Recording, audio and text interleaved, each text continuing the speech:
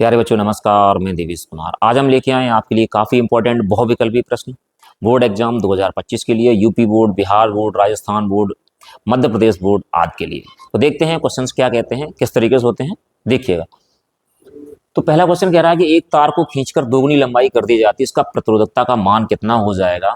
तो हमारे पास क्या होता है कि मैं मान लेता हूँ कि R1 हमारे पास R है, R2 आपसे पूछ रहा है और लंबाई कितनी करी गई है, दोगुनी की गई है।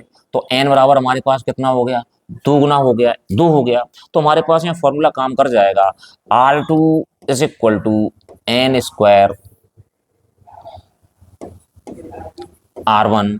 तो R2 is equal to N square मतलब दो का वर्ग गुणा R। तो R2 इज इक्वल टू हमारे पास कितना हो जाएगा, 4R हो जाएगा। तो हमारे पास जो R2 है वो कितना गुना हो गया, हमारे से 4 गुना हो गया। तो इसमें हमारा जो ऑप्शन है वो कौन सा ठीक है, ऑप्शन हमारा ए ठीक है। तो आप समझ गए होंगे, अगर लंबाई में परिवर्तन होता है, लंबाई जितने गुना हो जाती है तो उसका प्रतिरोध क्या होता है, उसके वर्ग में जितनी लंबाई गुना होती है तो R2 is equal to N square R1 हो जाता है। ठीक है, चलो अब देखते हैं अगला क्वेश्चन। आपका अगला क्वेश्चन कह रहा है अंडर रूट 3 अपवर्तनांक वाले प्रिज्म का अपवर्तक कोण न्यूनतम विचलन कोण के बराबर है, तो न्यूनतम विचलन कोण का मान होगा। तो अपवर्तनांक कितना दे रखा है, एन दे रखा है अंडर रूट 3। अपवर्तक कोण ए है, वो किसके बराबर है, न्यूनतम विचलन कोण के बराबर है। ए किसके बराबर है, डेल्टा एम के बराबर है। तो न्यूनतम विचलन कोण का मान क्या होगा, हमारे पास जो फॉर्मूला होता है प्रिज्म के पदार्थ के अपवर्तनांक का क्या होता है, इधर देखिएगा, we have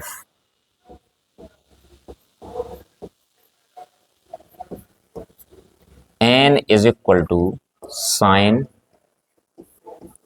a plus delta M upon 2 upon sine A by 2। तो ए हमारे पास यहाँ किसके बराबर है, डेल्टा एम के बराबर है। तो एन का मान कितना हमारे पास है, एन का मान है √3। √3 is equal to sine A के स्थान पे कितना हो जाएगा, delta M plus delta M upon 2 और अपॉन हमारे पास कितना हो जाएगा, साइन डेल्टा एम अपॉन 2। तो अंडर √3 इज इक्वल टू हमारे पास क्या रहेगा यहाँ पे, साइन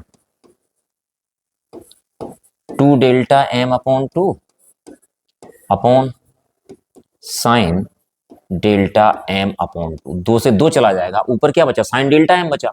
साइन डेल्टा एम को हम क्या लिख देंगे, हाफ एंगल वाले फार्मूले में तोड़ देंगे। तो हमारे पास बचेगा अंडर रूट 3/2 बराबर 2 sine delta M upon 2 cos delta M upon 2 और अपॉन कितना हो गया बेटा हमारे पास, साइन डेल्टा एम अपॉन 2। इससे ये कट जाएगा। तो हमारे पास यहाँ क्या बचता है, यहाँ बचता हमारे पास 2 cos delta M upon 2, 2 cos delta M upon 2 बराबर हमारे पास कितना, अंडर रूट 3। तो कॉस डेल्टा एम अपॉन 2 बराबर अंडर रूट 3 अपॉन 2। ये कॉस में कितने की वैल्यू होती है, ये कॉस में cos 30 की वैल्यू होती है। तो कॉस डेल्टा एम अपॉन 2 बराबर कितना हो गया, cos 30 हो गया। cos से cos चला गया, क्या बचता है, डेल्टा एम अपॉन 2 बराबर 30 और डेल्टा एम बराबर 30 गुणा 2। तो डेल्टा एम बराबर कितना हो गया हमारे पास, 60 अंश हो गया। तो हमारे पास इसमें ऑप्शन कौन सा सही है, ऑप्शन हमारे पास सही है, ऑप्शन सी तीसरा। तो इसमें वैल्यू कितनी होगी हमारे पास, 60 अंश होगी। चलो अब देखते हैं अगला क्वेश्चन। क्वेश्चन कह रहा है आपके पास अंडर रूट LC का मात्रक है, जहां L प्रेरकत्व है और C धारिता है। तो इसका जो मात्रक होता है वो हमारे पास अंडर रूट LC का जो मात्रक होता है वो क्या होता है हमारे पास, सेकंड होता है। तो इसका ऑप्शन कौन सा ठीक रहेगा, इसका ऑप्शन ठीक रहेगा चौथा।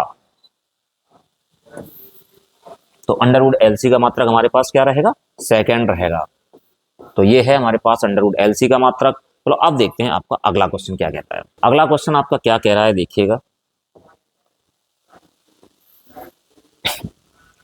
क्वेश्चन कह रहा आर प्रतिरोध के एक धारा मापी में मुख्य धारा का 10% भेजने के लिए आवश्यक शंट का प्रतिरोध कितना होगा। प्रतिरोध आर, तो जी हमारे पास धारा मापी का प्रतिरोध हमारे पास कितना है, आर। मुख्य धारा हमारे पास कितनी है, आई है। तो जो आई जी है वो क्या है, आई की 10% है, तो आई का 10%, तो कितना हो जाएगा, आई गुणा 10/100, तो हमारे पास हो जाएगा 10 से 10 बार कट जाएगा I/10। तो कहता संट का प्रतिरोध कितना होगा, एस पूछ रहा है। हमारे पास फॉर्मूला क्या होता है, we have S is equal to I G into G upon I minus I G. तो लगा दीजिएगा S is equal to I G, कितना हमारे पास है, आई जी है I/10 इंटू जी का मान कितना हमारे पास आर, ठीक, आई माइनस आई जी, आई तो हमारे पास आई है और माइनस का हमारे पास कितना रहेगा, I/10 रहेगा, तो हमारे पास क्या रहा ऊपर, IR/10, और यहां से हम क्या करते हैं, यहां से इसके नीचे 1 मान लेते हैं, तो 10I माइनस आई अपॉन कितना रहा 10, 10 से 10 कट जाएगा, तो S इज इक्वल टू हमारे पास क्या बचता है, IR/10I माइनस आई 9I, आई से आई चला जाएगा, तो S इज इक्वल टू हमारे पास क्या बचेगा, R/9। तो ये रहा हमारे पास R/9। तो आपका ऑप्शन कौन सा ठीक है, ऑप्शन आपका ठीक है पहला। चलो अब देखते हैं अगला क्वेश्चन। अब देखिएगा अगला क्वेश्चन कह रहा है चांदी का परावैत्तांक होता है, चांदी हमारे पास धातु है और धातुओं का जो परावैत्तांक होता है वो कितना होता है, अनंत होता है, तो चांदी का परावैत्तांक कितना हो जाएगा, चांदी का जो परावैत्तांक हो जाएगा बेटा वो हो जाएगा अनंत, और आपका ऑप्शन कौन सा ठीक है, ऑप्शन आपका चौथा ठीक है। चलो अब देखते हैं अगला क्वेश्चन। कह रहा है प्लांक नियतांक की विमा समान है, प्लांक नियतांक की विमा किसके समान है, सबसे पहले हमें प्लांक नियतांक की विमा पता होना चाहिए। जो प्लांक नियतांक की जो विमित सूत्र होता है हमारे पास होता है mL/T-1, ये होता है प्लांक नियतांक का विमित सूत्र। अब हम क्या करेंगे, एक एक करके चेक करेंगे। तो बल गुणा समय, बल का विमित सूत्र कितना होता है, mL/T-2, और समय का हमारे पास क्या होता है T, तो ये कितना हो जाएगा mL/T-1, जो कि बराबर नहीं है, मतलब ये तो गलत रहेगा आपके पास। फिर हम निकालते हैं बल गुणा दूरी का, तो बल हमारे पास mL/T-2 और दूरी का L कितना हो गया mL/T-2, ये भी नहीं है तो ये भी हमारे पास गलत रहेगा। तीसरा हमारे पास क्या है, बल गुणा चाल है, बल का कितना होता है mL/T-2 और चाल का कितना होता है LT-1, तो हमारे पास कितना हो जाएगा mL/T-3, मतलब ये भी गलत रहेगा। अब हम इसको चेक करते हैं, बल mL/T-2, दूरी L और समय T, तो हमारे पास क्या रहा mL/T-1, जो कि क्या होती है, प्लांक नियतांक की विमा होती है। अतः ऑप्शन आपका कौन सा ठीक रहेगा, ऑप्शन आपका ठीक रहेगा चौथा। चलो अब देखते हैं अगला क्वेश्चन क्या कहता है आपका। अगला क्वेश्चन कह रहा है कि वैद्युत फ्लक्स का मात्रक है।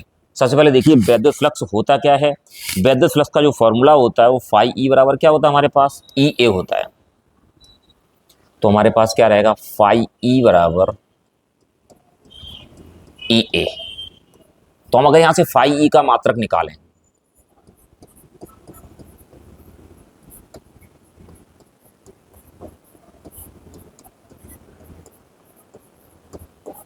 ई का मात्रक गुणा ए का मात्रक, तो ई का मात्रक हमारे पास क्या होता है, ई बराबर होता है F/Q, तो इसका मात्रक क्या होता है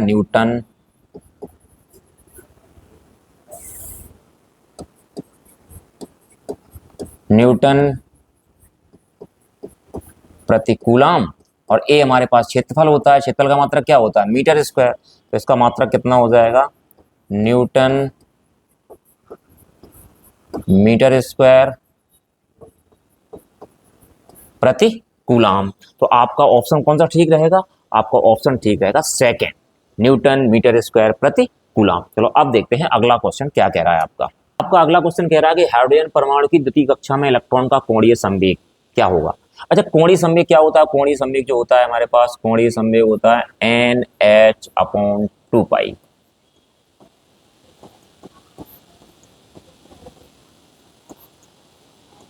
दूसरी कक्षा है तो n के स्थान पर 2 लग जाएगा। h हमारे पास प्लांक नियतांक होता है 6.6 into 10 to the power minus 34 2 into pi का मान 3.14। 2 से 2 कट जाएगा, इससे ये 2.1 बार कट जाएगा, तो हमारे पास कितना आ जाएगा 2.1 into 10 to the power minus के 34 जूल सेकेंड। तो आपका ऑप्शन कौन सा ठीक रहेगा? ऑप्शन ठीक रहेगा आपका थर्ड ठीक रहेगा। चलो अब देखते हैं अगला क्वेश्चन क्या कह रहा है। देखो अगला क्वेश्चन क्या कह रहा है कि वायु में रखी किसी पतले उत्तल लेंस की फोकस दूरी 10 सेंटीमीटर है, तो f बराबर कितना हो जाएगा 10 सेंटीमीटर। लेंस के प्रथम फोकस से एक वस्तु को 5 सेंटीमीटर दूरी पर रखा जाता है। प्रथम फोकस से 5 सेंटीमीटर इधर रखा जाएगा तो फोकस दूरी 10 और प्लस 5, तो u बराबर हमारे पास कितना हो जाएगा, u बराबर हो जाएगा माइनस का 10 plus 5 is equal to minus के 15 सेंटीमीटर।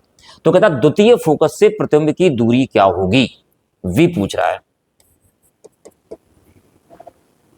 वी हैव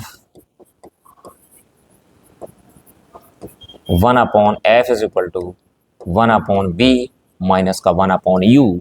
तो 1/f की वैल्यू कितनी है 1/10, 1/v पूछ रहा आपसे 1/v और माइनस माइनस क्या हो जाएगा प्लस, कितना हो जाएगा हमारे पास 1/15। तो 1/v इज इक्वल टू हो जाएगा 1/10 माइनस 1/15। तो 1/v एलसीएम कितना हो जाएगा 30, 10 या 30, तो 1/v हो गया हमारे पास 1/30। तो v बराबर कितना हो गया 30 सेंटीमीटर। लेकिन ये कह रहा है कि द्वितीय फोकस से प्रतिबिंब की दूरी, तो फोकस दूरी इसमें घट जाएगी, तो हम यहाँ लिखेंगे द्वितीय फोकस से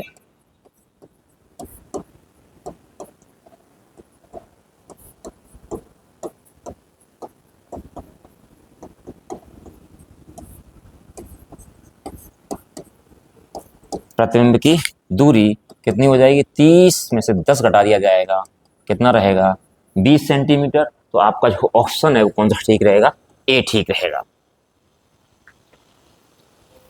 आज की वीडियो में इतना ही, फिर आपको मिलते हैं नई वीडियो में और नए क्वेश्चंस के साथ। उम्मीद है कि आप लोगों की क्वेश्चन समझ में आ गए होंगे। यदि क्वेश्चन आपकी समझ में आ गए हों तो आप चैनल को सब्सक्राइब कर दें, वीडियो को लाइक कर दें, साथ ही साथ शेयर कर दें। धन्यवाद।